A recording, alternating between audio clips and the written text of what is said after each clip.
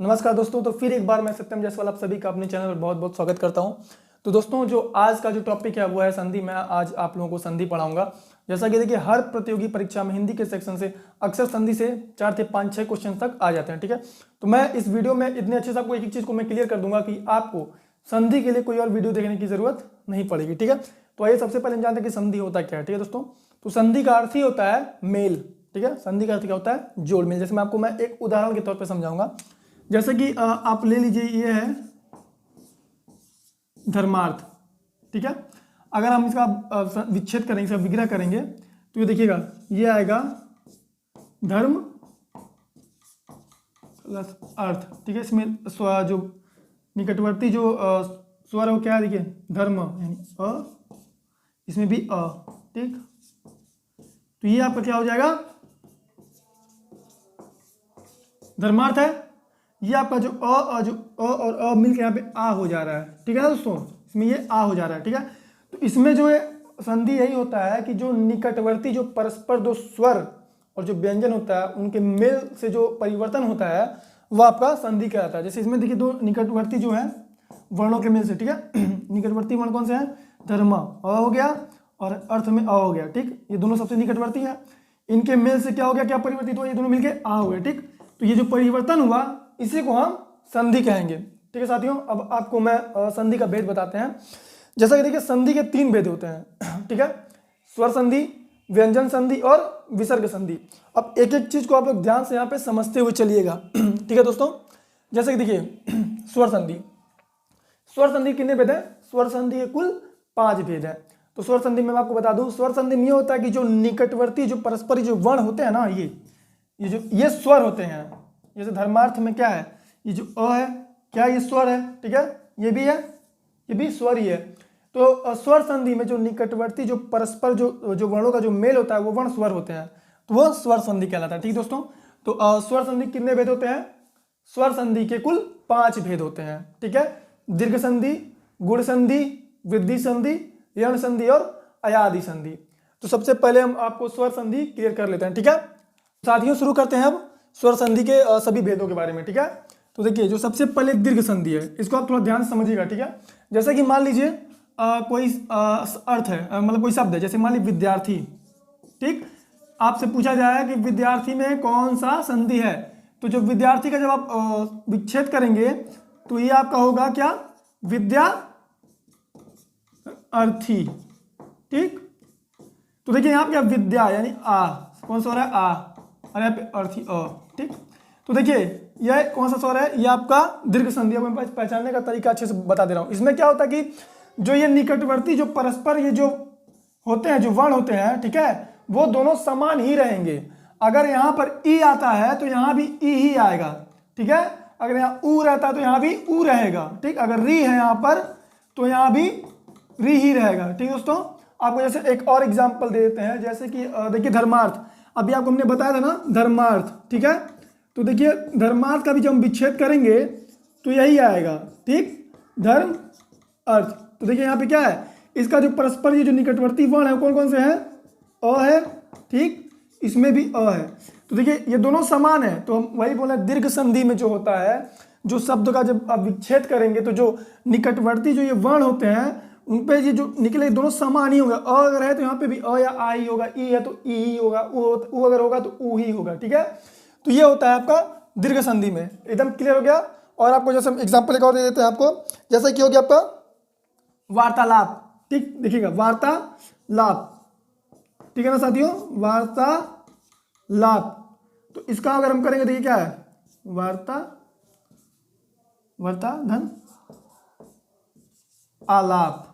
ठीक, तो देखिए यहाँ पे जो परस्पर ये जो निकटवर्ती वर्ण है, इसमें इसके देखिए आ इसमें भी है, आ इसमें भी है, समान है ना। ठीक है, यानी कि क्या नाम है, जिस शब्दों में जो उनका विच्छेद करने पर जो निकटवर्ती जो वर्ण होते हैं वो एक समान ही होते हैं। ठीक है, अगर अ के बाद अ या आ ही होगा, ई के बाद ई या बड़ी ही होगा, ऊ के बाद भी ऊ या फिर बड़ा ऊ ही होगा, और री के बाद री ही होगा। ठीक है, दीर्घ संधि का ये नियम है। ठीक है दोस्तों, अब आता है आपका कौन सा? गुण संधि। आइए गुण संधि भी आप जान लेते हैं, पहले इसको मिटाते हैं। अब आपको बताते हैं क्या नाम है? गुण संधि। ठीक है, गुण संधि को आप लोग ध्यान से देखिएगा। इसमें क्या होता है इसमें जो पहला वर्ण होता है वो क्या होता है, अ या आ होता है, ठीक है। और लेकिन इसके बाद जो वाला जो वर्ड होना चाहिए वह ई या फिर ई होना चाहिए, या फिर उ होगा, या फिर आपका री होगा, ठीक है साथियों। ये आपका है किसमें, गुण संधि में, ठीक है। इसमें क्या होता है, जो परस्पर जो निकटवर्ती वर्ण होते हैं विच्छेद करने पर, उसमें जो पहला जो अ या आ के बाद ई या ई या उ या फिर री ही होना चाहिए, ठीक है। यानी कि जो पहला जो है वह अ या आ, ये कंपलसरी होना चाहिए, ठीक है। और बाद में पहला ये रहेगा, बाद में ई या उ या री रहेगा, ठीक। जैसे कि आपको मैं इसका भी एग्जाम्पल देता हूँ। जैसे मान लीजिए आपका है एक वर्ड लेते हैं रमेश, ठीक। रमेश, जब इसका हम विच्छेद करेंगे तो क्या होगा, रमा ईश, ठीक। तो देखिए यहाँ क्या पे है, आ है, और यहाँ क्या पे है, ई है, ठीक। आया समझ में। ये कौन सा संधि है, गुण संधि। आपको एक एग्जांपल और देते हैं, ठीक है। जैसे मान लीजिए हो गया महेंद्र, तो महेंद्र का जो है क्या होगा, महा इंद्र, ठीक। तो देखिए यहाँ क्या पे है, आ है, यहाँ पे ई है, ठीक। ये कौन सा है, गुण संधि है। अब आपको एक री का भी एग्जांपल दे देते हैं। जैसे मान लीजिए होते हैं देवर्षि, देवर्षि यानी देवर्षि जो नारद को कहते हैं, नारद जी को कहते हैं देवर्षि, ठीक है। तो देवर्षि का क्या है, देखिए देवर्षि के जब हम विच्छेद करेंगे तो देव धन ऋषि, ठीक। तो देखिए वह देव यानी अ और री, ठीक। यहाँ कौन से परस्पर वर्णों का मेल हो रहा है, अ और री का, ठीक है ना। यहाँ पे कौन सा है, आ और ई का, यहाँ भी आ और ई का ही, ठीक है। तो क्या आप लोग समझ गए, जैसे मैंने क्या बोला आपको समझ में आ रहा है ना। जैसे कि देखिए क्या है, गुण संधि में जो अ और आ के बाद ई या उ या री, ठीक है, जब ए वर्ण का जो मेल होगा जिस शब्द में विच्छेद करने पर, तो वह होता है आपका गुण संधि, ठीक है। और आपको एक और आपको हम एग्जांपल, जैसे मान लीजिए परमेश्वर, ठीक। परमेश्वर का जब हम विच्छेद करेंगे तो क्या होगा, परमेश्वर का हम विच्छेद करेंगे परम, परम ईश्वर, ठीक। तो परम ईश्वर यानी कि देखिए इसमें अ है और इसमें ई, ठीक, परमेश्वर हो गया। इसमें कौन सी संधि है, गुण संधि, समझ में आ गया। अब इसी के साथ अब बढ़ते हैं। अब आपको ये भी हो गया, ये भी हो गया, वृद्धि संधि समझाते हैं, ठीक है। वीडियो को आप लोग लास्ट तक जरूर देखिएगा, ठीक। तो अब आते हैं दोस्तों वृद्धि संधि में, ठीक है। तो इसका भी नियम क्या है वृद्धि संधि का, देखिएगा ध्यान से थोड़ा। वृद्धि, जैसे कि आप लोगों को मैं गुण संधि में बताया हूं ना कि इसमें क्या है कि जो अ आ के बाद ई या ई उ या फिर री है, तो इसमें भी इसी तरह है।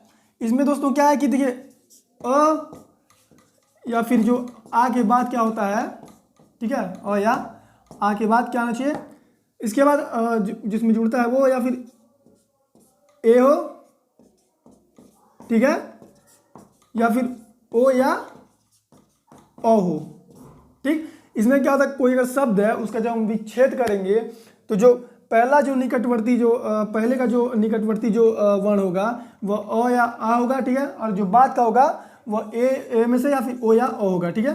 जैसे आपको हम एक एग्जांपल देते हैं, जैसा कि महाऐश्वर्य, यानी देखिए सदैव, सबसे पहले आपको एग्जांपल छोटा सदैव, ठीक है। सदा का जब हम विच्छेद करेंगे तो देखिए क्या होगा, सदा एव, ठीक। तो यहाँ पे क्या है, यहाँ का जो परस्पर जो निकटवर्ती जो मतलब वर्ण है यानी जो स्वर है वह इसमें आ है, इसमें ए है, ठीक, ठीक है ना। तो यहाँ पे कौन सी संधि है आपको, वृद्धि संधि। अब आपको एक और एग्जांपल देते हैं। जैसे मान लीजिए क्या है, जैसा कि दोस्तों आपका है महेश्वर्य, ठीक है, महेश्वर। तो इसका जब हम लोग महेश्वर नहीं है, ये महेश्वर्य है, ठीक है। इसका जब हम विच्छेद करेंगे तो होगा महा और ऐश्वर्य, ठीक है। तो यहाँ पर क्या है, आ, इसमें क्या है ए, यहाँ पे आ का ए से लोप हो जा रहा है, ठीक है।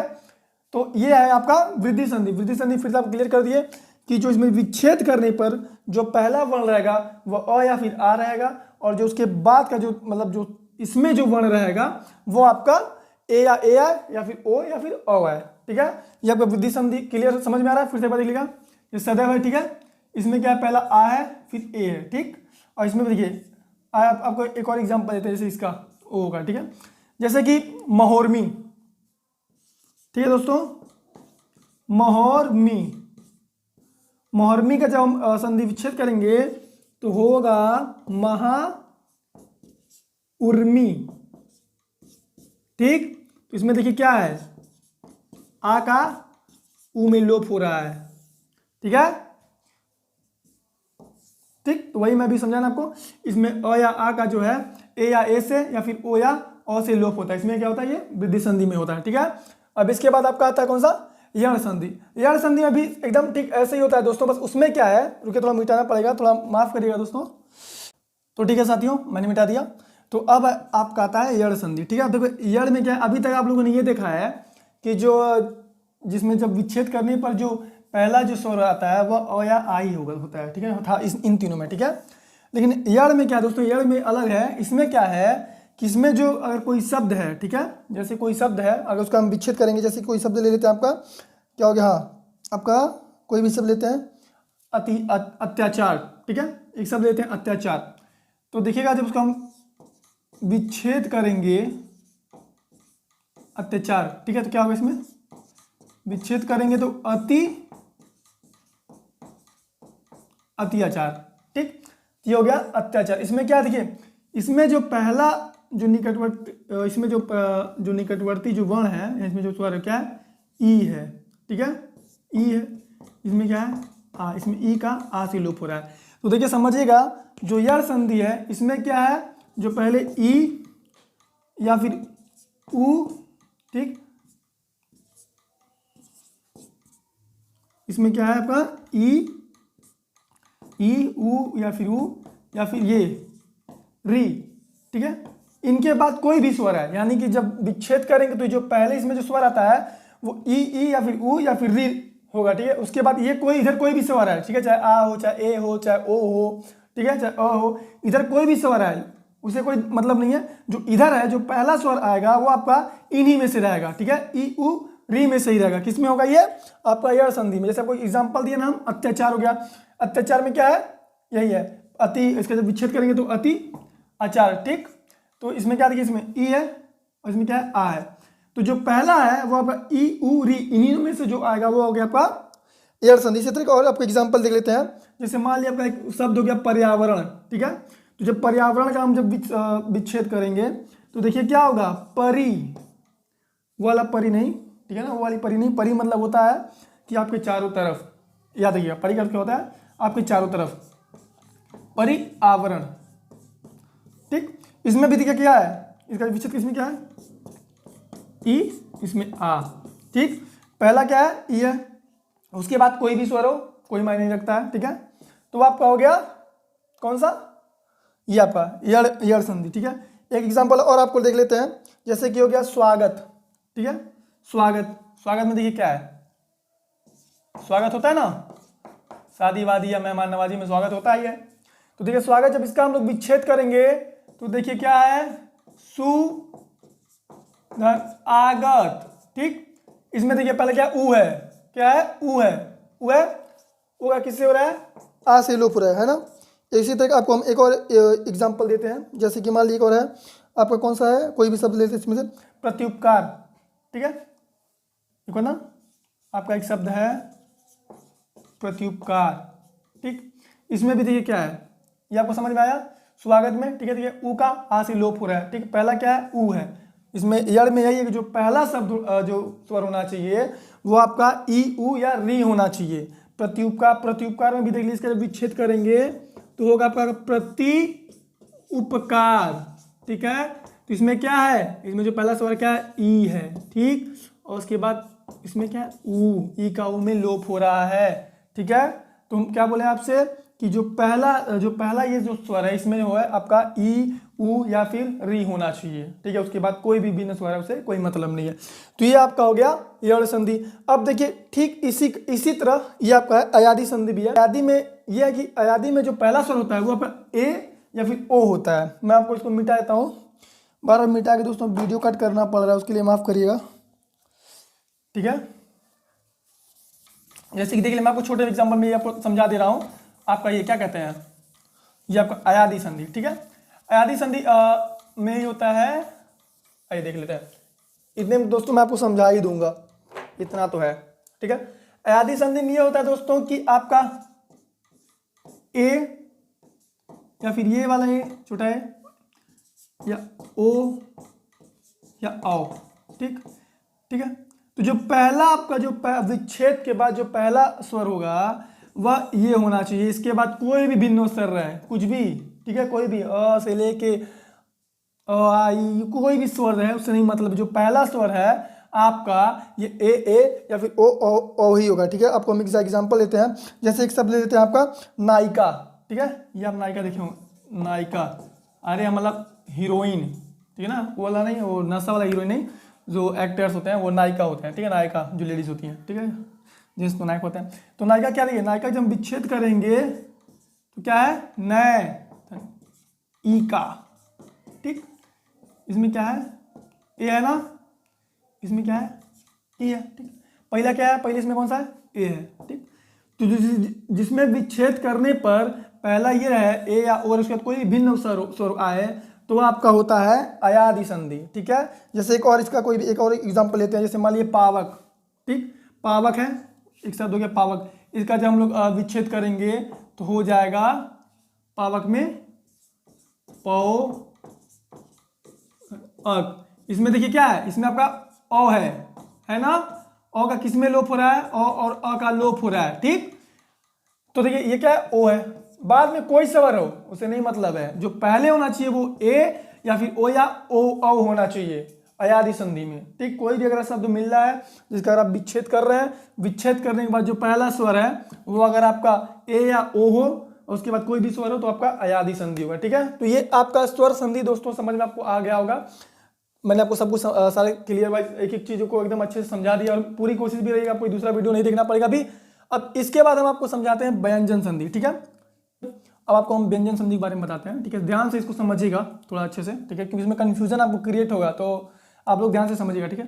तो दोस्तों व्यंजन संधि में क्या होता है, जो मतलब जो वर्णों का जो मेल होता है, ठीक है, तो उसमें व्यंजन के बाद किसी स्वर या फिर किसी व्यंजन के जो मेल से क्या होता है, व्यंजन परिवर्तित हो जाता है, ठीक है ना। ये बात अभी आपको कहने में समझ में आएगी, तो मैं आपको एग्जाम्पल के तौर पर समझा रहा हूँ। देखिए जैसे कि मान लीजिए शब्द है दिगंबर, कौन सा शब्द है, दिगंबर।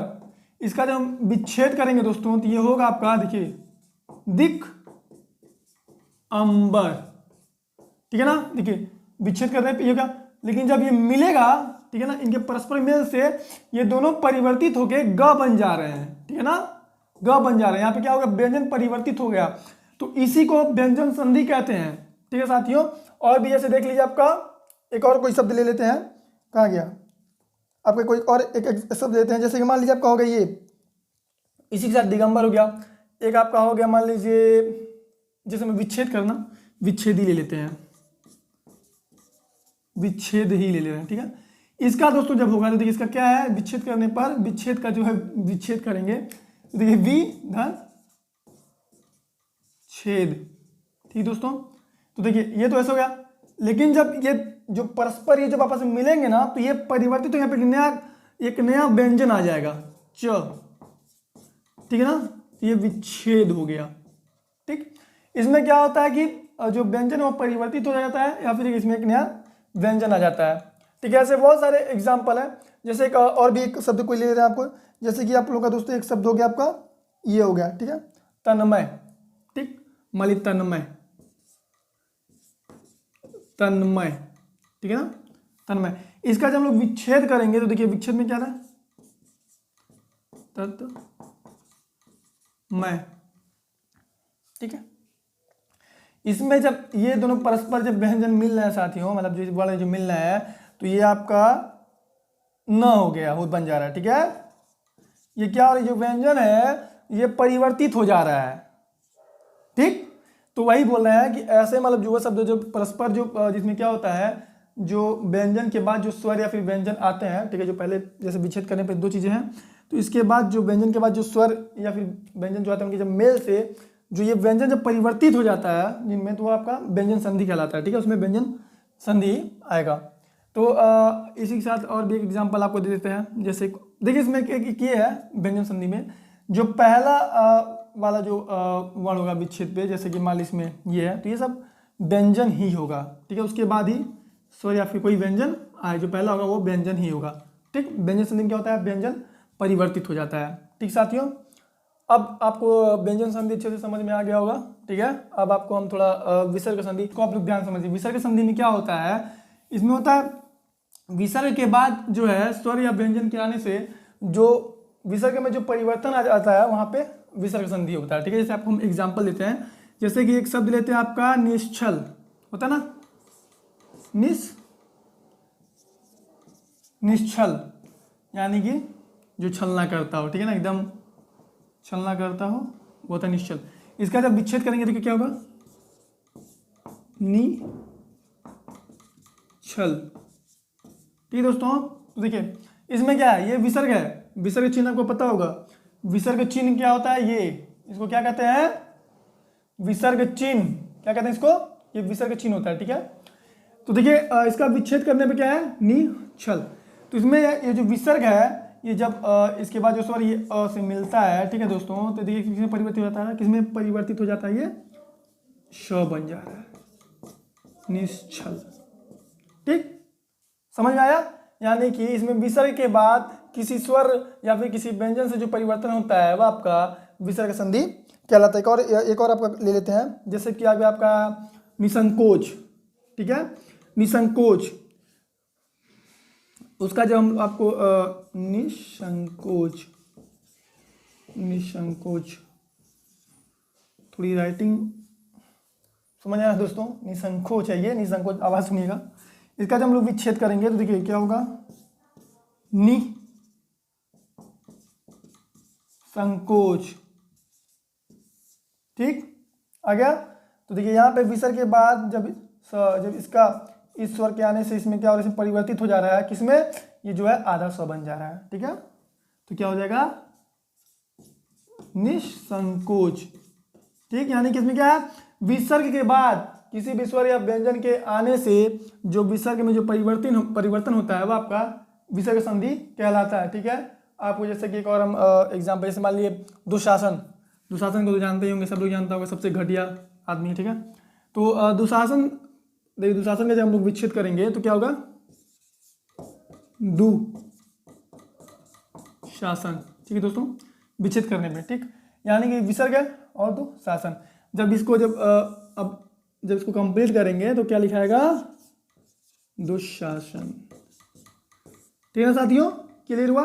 तो ये आपका विसर्ग संधि था, जो है विसर्ग के बाद किसी स्वर या व्यंजन के आने से जो विसर्ग में जो परिवर्तन होता है वहां पे विसर्ग संधि कहलाता है। तो वैसे ये था पूरा संधि, आपको हमने बताया स्वर संधि में के जितने विभेद थे, दीर्घ संधि, गुण संधि, वृद्धि संधि, यड़ संधि, अयादि संधि, व्यंजन संधि, विसर्ग संधि। अब तो हमको तो नहीं लगता है कि किसी भी परीक्षा में अगर संधि से कोई भी प्रश्न है और उसको आप पहचान ना पाए कि ये शब्द में इसमें कौन सी संधि है, ठीक है। और एक बताओ दोस्तों कि बहुत से ऐसे लोग हैं जो वीडियो तो देखते हैं लेकिन वो लोग सब्सक्राइब नहीं करते, तो आप मतलब प्लीज़ आप लोग बुरा मत मानिएगा। तो इसमें दोस्तों अब जो भी जितनी प्रतियोगी परीक्षा हैं उससे आपको बहुत आसानी मिलेगी, जो भी 5-6 क्वेश्चन जो भी आएंगे आप आराम से कर ले जाएंगे, ठीक है दोस्तों। अब मिलता है अगली वीडियो में। हाँ, आप लोग चैनल को सब्सक्राइब जरूर से जरूर कर दीजिएगा, ठीक है दोस्तों। जय हिंद, जय भारत।